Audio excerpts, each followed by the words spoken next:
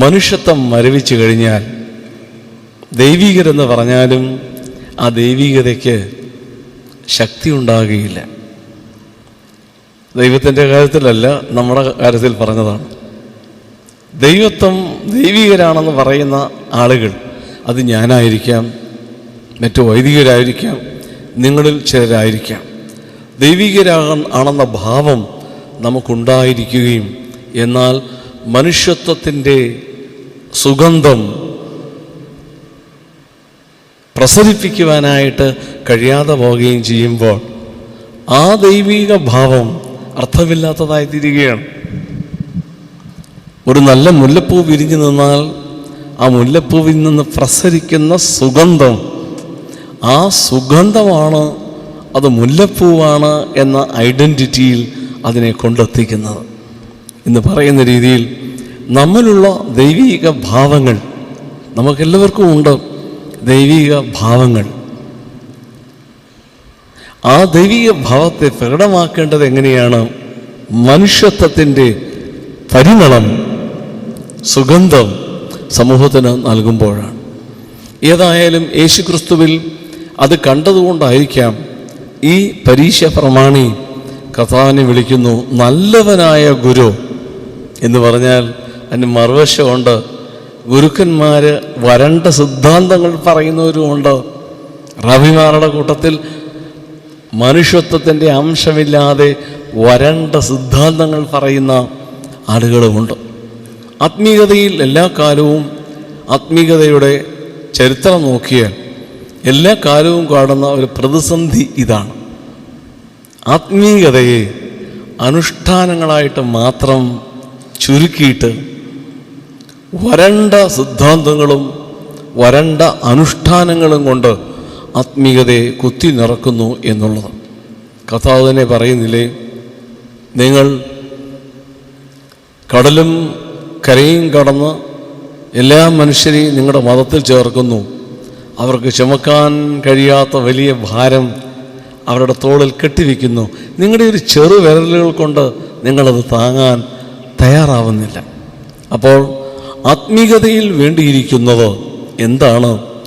ആത്മീയതയിൽ വേണ്ടിയിരിക്കുന്നത് അന്തരംഗത്തിൽ ഒളിഞ്ഞു കിടക്കുന്ന ദൈവീക ഭാവങ്ങളെ മനുഷ്യ സ്നേഹമായിട്ട്, മനുഷ്യനോടുള്ള കരുതലായിട്ട്, മനുഷ്യരോടുള്ള ഇടപെടലായിട്ട് സൗഗന്ധികം പോലെ പ്രസരിപ്പിക്കാനായിട്ട് സാധിക്കുക എന്നതാണ്.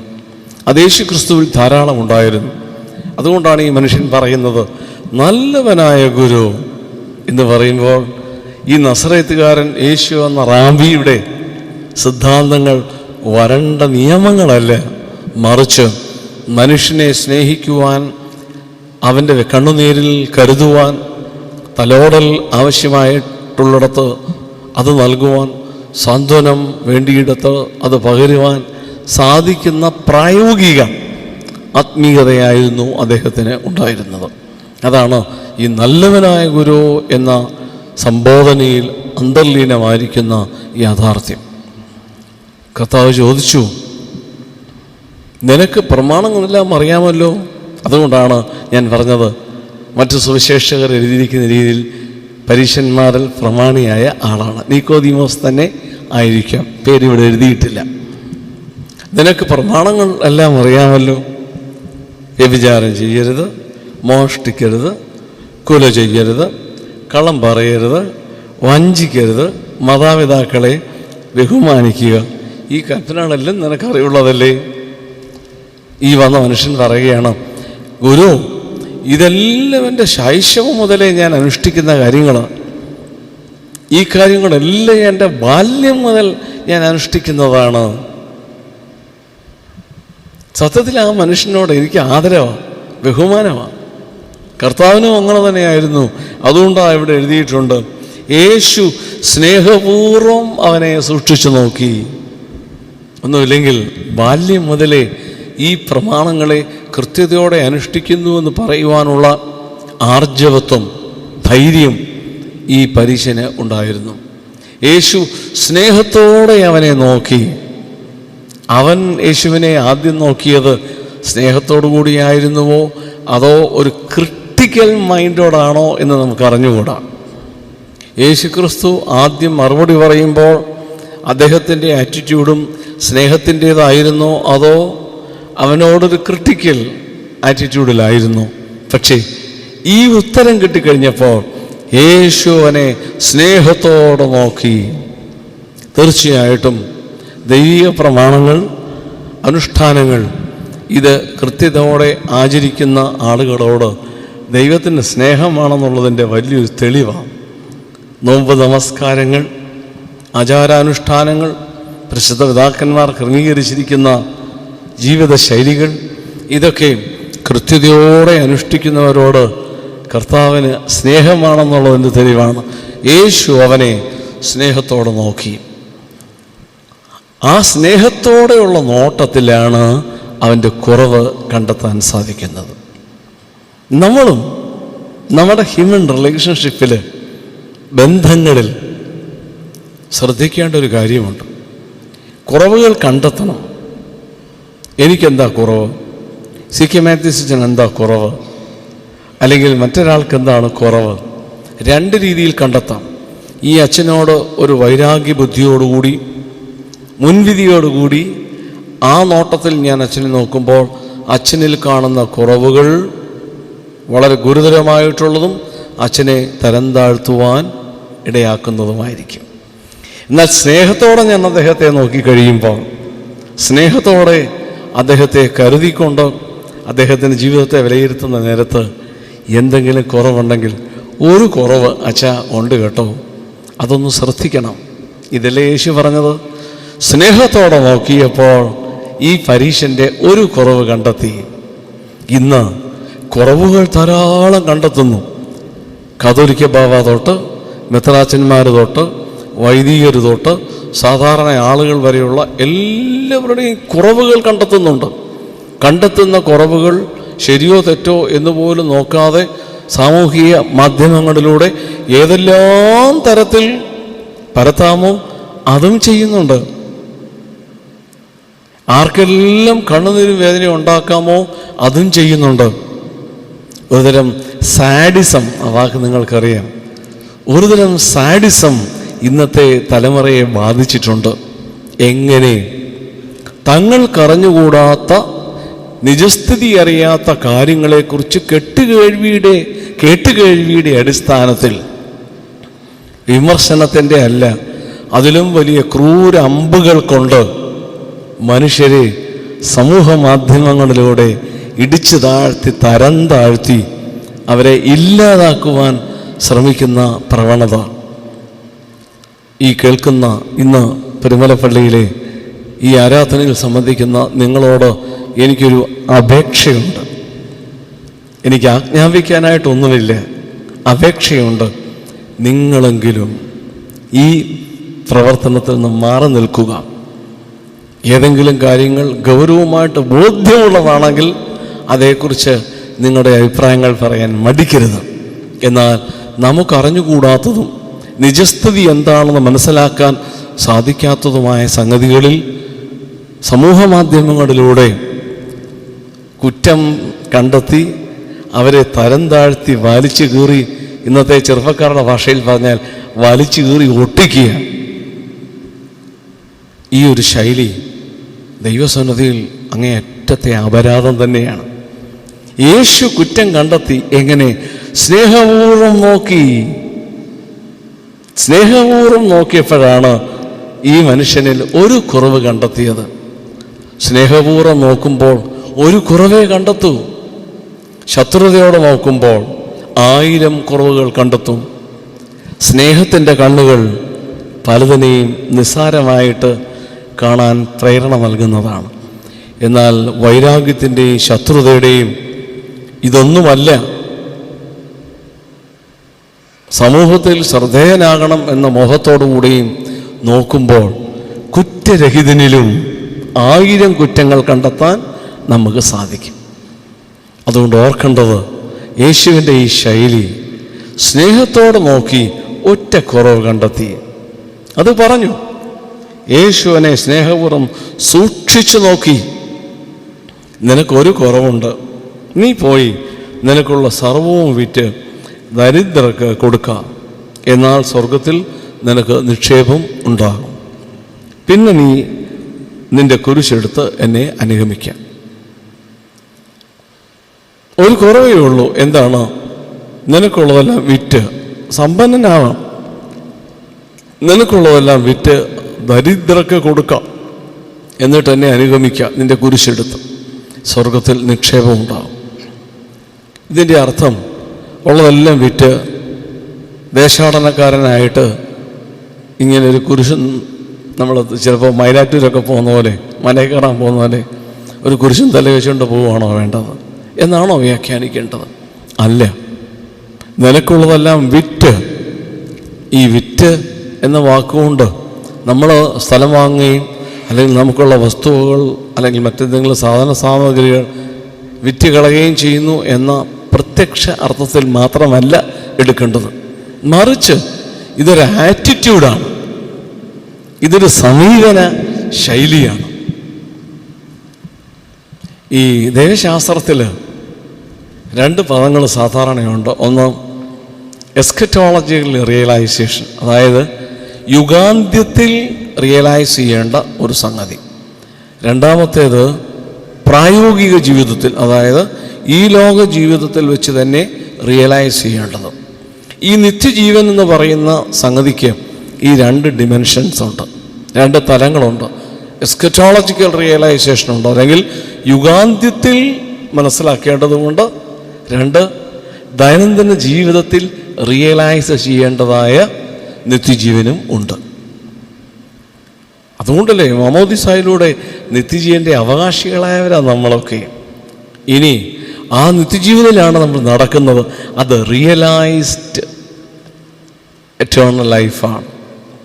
ഇനി ഒന്നുണ്ട്, അതാണ് എന്താണ്? Eschatological eternal life. അതെപ്പോഴാണ്? കർത്താവിൻ്റെ 2ാമത്തെ വരവിൽ ന്യായവിധി കഴിഞ്ഞിട്ട് വലത്ത് ഭാഗത്തുള്ളവരെ തൻ്റെ കൂടെ ചേർക്കുന്ന പ്രക്രിയ. അതേക്കുറിച്ചാണ് നമ്മൾ കൺസേൺഡ് ആയിരിക്കുന്നത്. നമ്മൾ കൂടുതൽ ആളുകൾക്കറിയാവുന്നതും അതേക്കുറിച്ചാണ്. അതൊരു ദോഷമുണ്ട്. അതിന് എന്തെന്നറിയാമോ?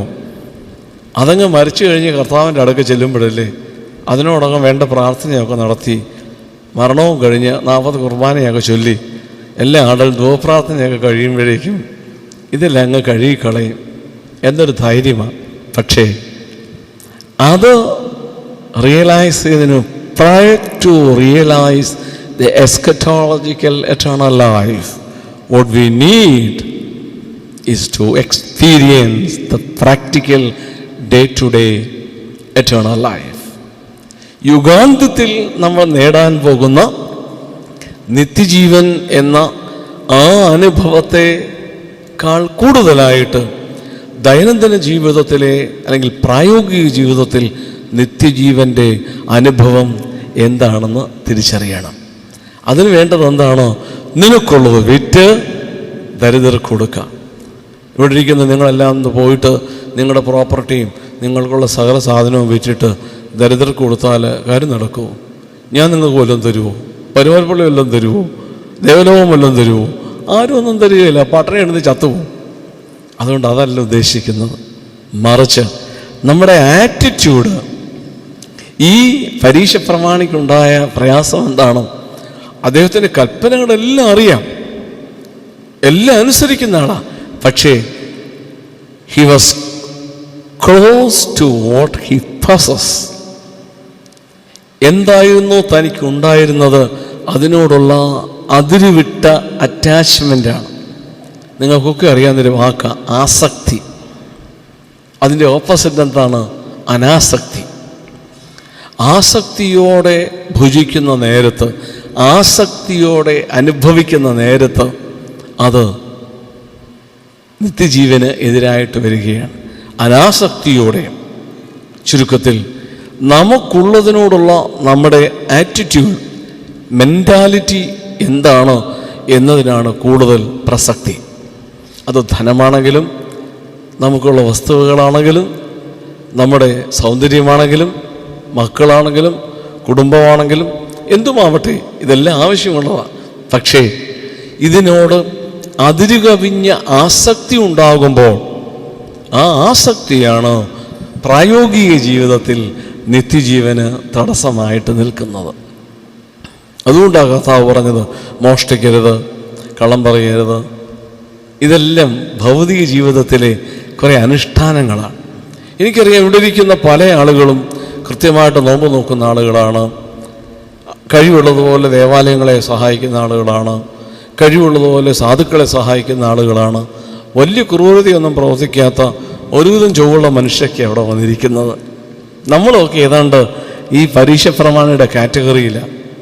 ബാല്യം മുതലേ വലിയ കുഴപ്പമില്ലാതെ പിന്നെ എന്തെങ്കിലുമൊക്കെ കൊച്ചു കൊച്ചു കുഴപ്പങ്ങൾ വന്നാൽ ആണ്ടിൽ ഓരോ പ്രാവശ്യമെങ്കിലും കുമ്പസാരിച്ച് അതും കഴുകിക്കളയുന്ന ആളുകളാണ്. പക്ഷേ ഈ പറയുന്ന റിയലൈസ്ഡ് എറ്റേണൽ ലൈഫ്, പ്രായോഗികതയിലെ നിത്യജീവൻ, അത് അനുഭവിക്കാനായിട്ട് സാധിക്കുന്നുണ്ടോ? അത് സാധിക്കണമെങ്കിൽ നമ്മുടെ ജീവിത വീക്ഷണത്തിനുണ്ടാകേണ്ട ചില വ്യതിയാനങ്ങളുണ്ട്. ജീവിത വീക്ഷണത്തിൽ ജീവിതം, പരിശുദ്ധനായ ദിദിമോസ് വലിയ ബാബാ തിരുമേനി എപ്പോഴും പറയുന്ന ഒരു വാക്കുണ്ട്, ജീവനേക്കാൾ വലുതാണ് ജീവിതം. അദ്ദേഹത്തിൻ്റെ കവറിങ്കിൽ എഴുതിയിരിക്കുന്ന സന്ദേശവും അതുതന്നെയാണ്. ജീവനേക്കാൾ വലുതാണ് ജീവിതം. ജീവിതത്തോടുള്ള നമ്മുടെ സമീപനം, നമ്മുടെ ആറ്റിറ്റ്യൂഡ്, അതാണ് പ്രാധാന്യം അർഹിക്കുന്നത്. അവിടെയാണ് നമുക്ക് അനാസക്തി എന്ന് പറയുന്ന ഒരു ക്രൈസ്തവ അല്ലെങ്കിൽ ആധ്യാത്മിക മൂല്യത്തിൻ്റെ പ്രസക്തി. നിഷേധമല്ല, മറിച്ച് അനാസക്തിയോടെ ഭുജിക്കാനായിട്ട് സാധിക്കുക. ഭാരതീയ ചിന്തയിൽ ഈശാവാസ്യ ഉപനിഷത്തിലൊരു വാക്കുണ്ട്, ഒരു പ്രയോഗമുണ്ട്, തേന ത്യക്തേന ഭുഞ്ചീത, ത്യജിച്ച് ഭുജിക്കുക എന്ന. ഞാൻ എൻ്റെ വിശദാംശങ്ങളിലേക്ക് പോവുകയല്ല. ഈ ഒരു ചിന്താഗതി സകലതും ദൈവതമ്പുരാൻ നൽകിയതാണ്. നമ്മൾ പറയും സർവവും യേശുനാഥനായി ഞാൻ സമർപ്പിക്കുന്നു. പക്ഷേ ഒന്ന് സമർപ്പിക്കാൻ മാനസികമായിട്ട് നമ്മൾ തയ്യാറെടുക്കുന്നില്ല. സർവശക്തന് നമ്മുടെ ഇതൊന്നും വേണ്ട, മറിച്ച് മനസ്സ് എവിടെ? നിൻ്റെ നിക്ഷേപമുള്ളിടത്ത് നിൻ്റെ ഹൃദയം. നമ്മുടെ നിക്ഷേപം വേണ്ടത് നിത്യജീവൻ എന്ന യാഥാർത്ഥ്യത്തിലായിരിക്കണം. ആ നിത്യജീവനെക്കുറിച്ചുള്ള ബോധ്യം നമുക്കുണ്ടെങ്കിൽ ഭൗതിക ജീവിതത്തിൽ, ദൈനംദിന ജീവിതത്തിൽ നമുക്ക് വേണ്ടതെല്ലാം അനുഭവിക്കുവാനും എന്നാൽ അതേ നേരത്തു തന്നെ മറ്റുള്ളവരെ കരുതുവാനും സാധിക്കുന്ന ശൈലിയെ വളർത്തിയെടുക്കാം. അത് കഴിഞ്ഞിട്ടാവട്ടെ എസ്കറ്റോളജിക്കൽ എറ്റേണിറ്റി, എറ്റേണൽ ലൈഫ്, യുഗാന്തത്തിൽ നമുക്ക് കിട്ടുന്ന നിത്യജീവൻ, അത് കഴിഞ്ഞിട്ടാവട്ടെ. ഞാൻ എൻ്റെ വാക്കുകളെ ചുരുക്കുന്നു. ഒരു ചെറിയ dialogue between Jesus Christ and a Pharisee, ഒരു പരീശനും യേശുവും തമ്മിലുള്ള ചെറിയൊരു ഡയലോഗ്. അതിൻ്റെ കണ്ടന്റ് എന്താണ്? നിത്യജീവൻ. യേശു അവനോട് ചോദിച്ചു, കൽപ്പനയെല്ലാം നിനക്കറിയാമല്ലോ. അവൻ കുറേ കൽപ്പനകൾ പറഞ്ഞിട്ട് ഇതെല്ലാം ബാല്യം മുതൽ ഞാൻ അനുസരിക്കുക. അവൻ ഇതെല്ലാം അനുസരിച്ചതുകൊണ്ടല്ല യേശു അവനെ സ്നേഹത്തോടെ നോക്കിയത്, മറിച്ച് അവൻ്റെ കുറവിനെ കണ്ടെത്തണമെങ്കിൽ, അവൻ എന്തെങ്കിലും ഒരു കുറവുണ്ടെങ്കിൽ അത് കണ്ടെത്തണമെങ്കിൽ സ്നേഹത്തോടെ നോക്കാൻ സാധിക്കണം. സ്നേഹത്തോടെ നോക്കുമ്പോഴാണ് കുറവുകൾ പരിമിതങ്ങളാണ് എന്ന് തിരിച്ചറിയാൻ സാധിക്കുന്നത്. വിമർശനത്തോടും ശത്രുതയോടും വൈരാഗ്യത്തോടും നോക്കുമ്പോൾ ഒരുപാട് കുറവുകൾ കണ്ടെത്താൻ സാധിച്ചേക്കാം. അതല്ല നമുക്ക് വേണ്ടത്. മനുഷ്യനെ നേടാൻ വേണ്ടിയിരിക്കുന്ന ആയുധം സ്നേഹത്തിൻ്റേതാണ്. സ്നേഹത്തിൻ്റെ നോട്ടം, സ്നേഹത്തിൻ്റെ തലോടൽ, അതിലൂടെയാണ് മനുഷ്യനെ നേടുവാനായിട്ട് സാധിക്കുന്നത്. അങ്ങനെ നോക്കുമ്പോൾ കൊച്ചു കൊച്ചു കുറവുകൾ കണ്ടെത്താൻ സാധിച്ചേക്കാം. അവിടെ ചെറിയ തരത്തിലുള്ള ക്രമീകരണങ്ങളിലൂടെ ജീവിതത്തെ ഒന്ന് ചിട്ടപ്പാക്കാൻ ശ്രമിച്ചാൽ ഈ ഭൗതിക ലോക ജീവിതകാലത്ത് തന്നെ നിത്യജീവൻ്റെ അനുഭവം എന്താണെന്ന് ഉൾക്കൊള്ളുവാൻ സാധിക്കും. അതുകൊണ്ട് നിത്യജീവൻ മരണാനന്തരം കർത്താവിൻ്റെ രണ്ടാമത്തെ വരവിൽ കിട്ടേണ്ട ഒരു സാധനമാണെന്ന് അറിഞ്ഞിരിക്കരുത്. അതുണ്ട്. അത് എസ്കറ്റോളജിഡ് അല്ലെങ്കിൽ എസ്കറ്റോളജിക്കൽ എറ്റേണൽ ലൈഫാണ്. എന്നാൽ ദൈനംദിന ജീവിതത്തിൽ നിത്യജീവൻ്റെ അവകാശികളാകാനായിട്ട് ശ്രദ്ധിക്കണം. അതിനു വേണ്ടിയിരിക്കുന്ന ഉപദേശങ്ങളാണ് ഇന്നത്തെ എവൻഗേലിയൻ നൽകിയിരിക്കുന്നത്. സർവശക്തൻ അത്തരത്തിൽ നമ്മുടെ ജീവിതങ്ങളെ ക്രമീകരിക്കുവാൻ ഇടയാക്കും.